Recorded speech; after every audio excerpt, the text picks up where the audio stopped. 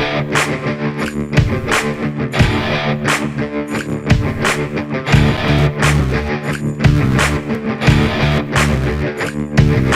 this is a unique situation, like many of them are.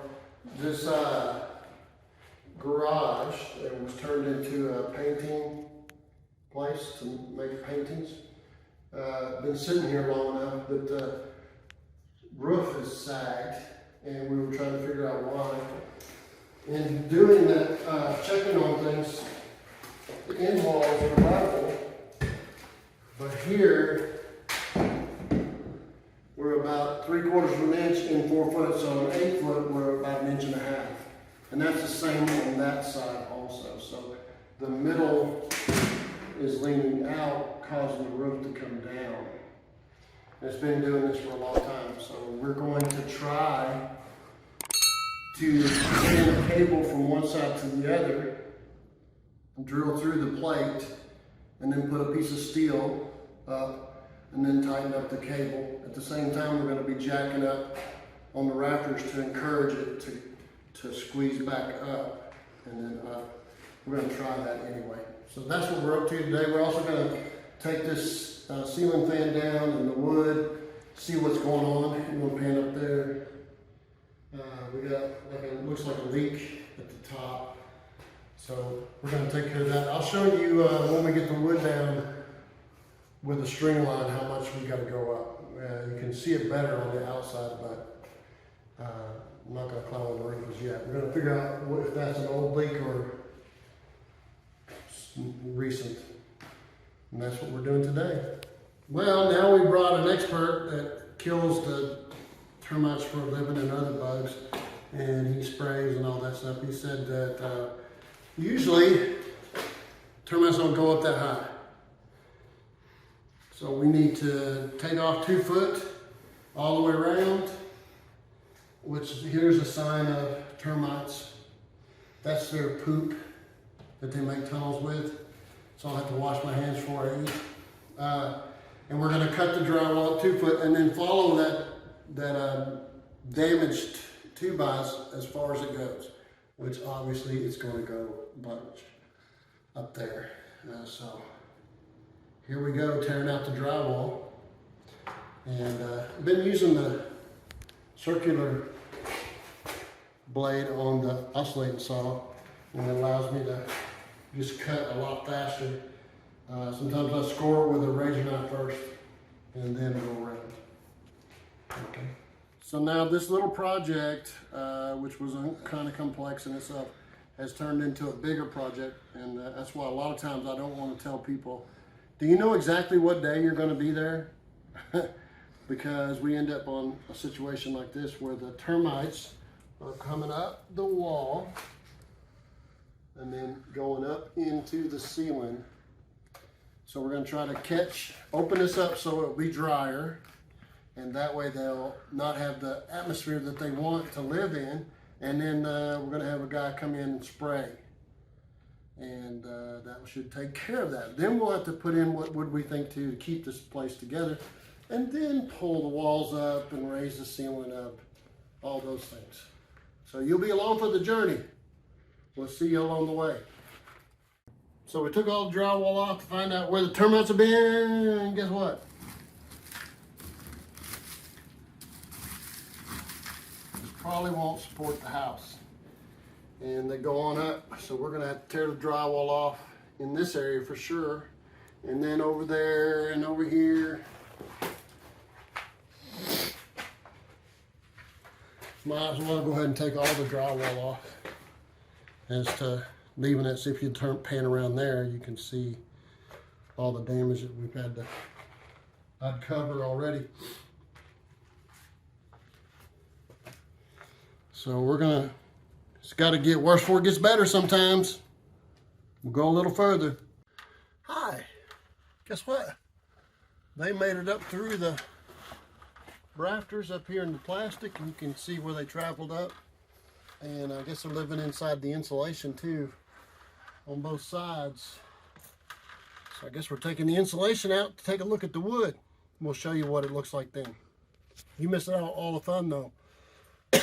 breathing all the dust and everything else. See you later.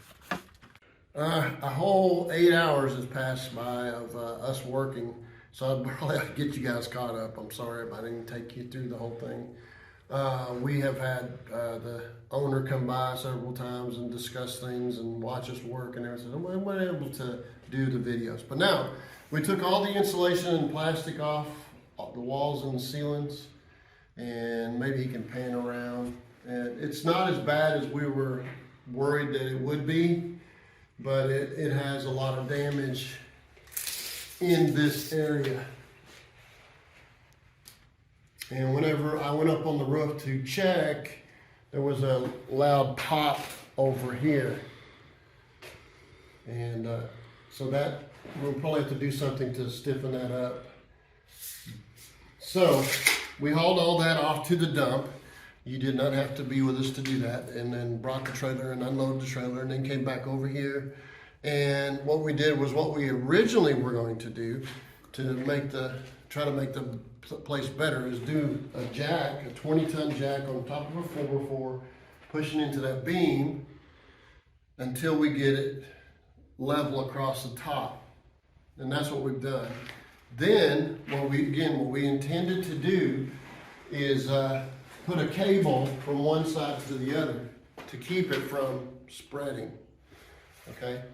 Now, how we did this cable is this hook right here. Can you see that?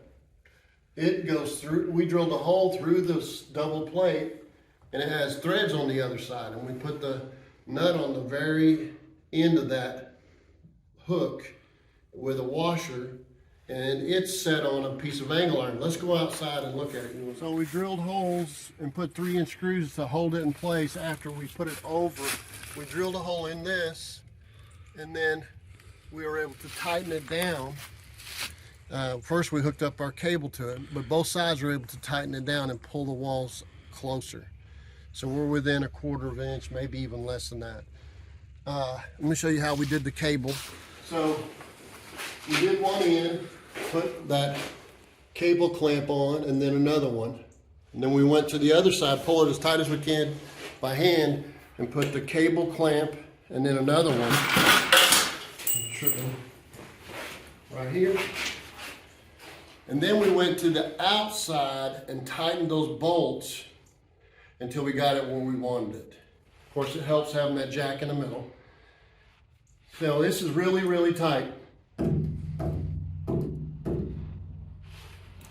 All right, now we got some 16-foot 2x6s, and they happen to be pressure treated. The owner went and got it for us, and we cut them down so you can slide it in one side and still sit on top. And we've been putting it beside the rafter or roof joist so that we can make our own rafters, sort of. And that's keeping, with those screws that are screwed in here, that's keeping this building from going out again, in addition to this cable. So we're going to do that today. We're going to get the rest of the other 5 done, and then we're going to start building up supports, and we'll show you that. So I thought I'd let you know how I build these supports in the middle right here. So what I'm doing is I popped a line that was 2 inches over. Since this is a 2x6 and this is 2 2x4s, the same as 1 2x4, 3.5 inches, let's say. And then this is 5.5, so I know that I'm going to have 2 inches over. So I took a level down, then measured over 2 inches, popped the line all the way through, and then I made this arrangement so that we can have support on the side and it won't move around, and I will show you the method. So what I do first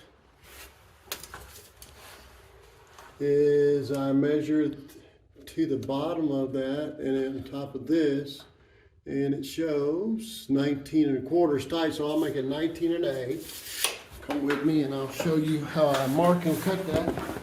So 19.125, I'm going to add 2 inches.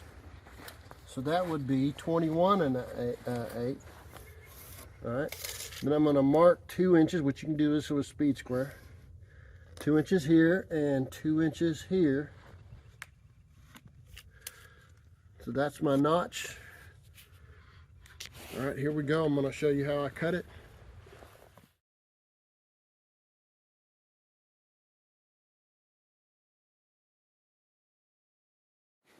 Just to make it a little easier, I'm gonna go ahead and pre-drill.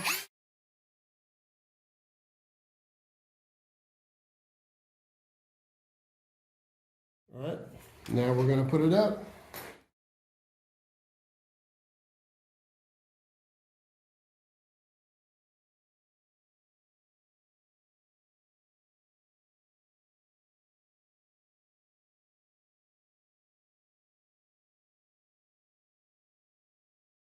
That's how we did it, paint all the way down through there. That's how we did it.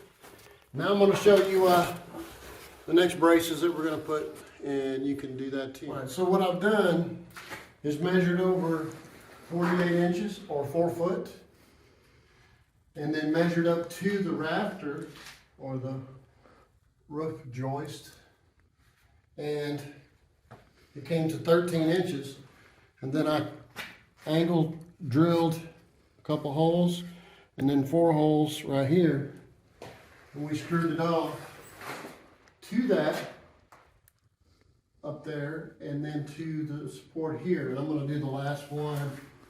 It's a little different, but that way we have support at 4 foot.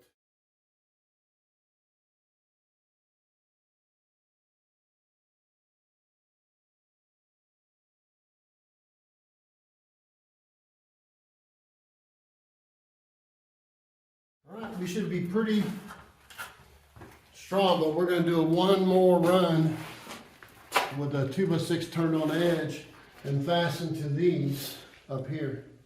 And that'll give it a little more strength from sagging also. And then we're going to let this jack loose. So we're almost there. So this unique situation has turned into a little bit more complex. This was built on top of cinder blocks with a 2x6 that went across here, and the bugs ate it all up, termites. And so we dug all that out so that we could get a 2x in here sitting on top of the blocks, and then screwed to that to help hold it in place. So we don't rely on that old 2x6 to not let it drop down into those cinder block holes. You pan around,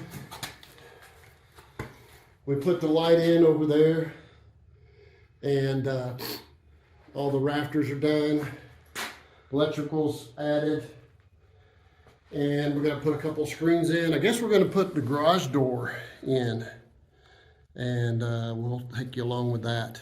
But the outside of it's done. We took out the opening for the garage door. I don't know if you guys saw that. So this is going to be a 7 foot by 8 foot wide garage door, and they can drive right in. So we'll show you when we do that. See you guys.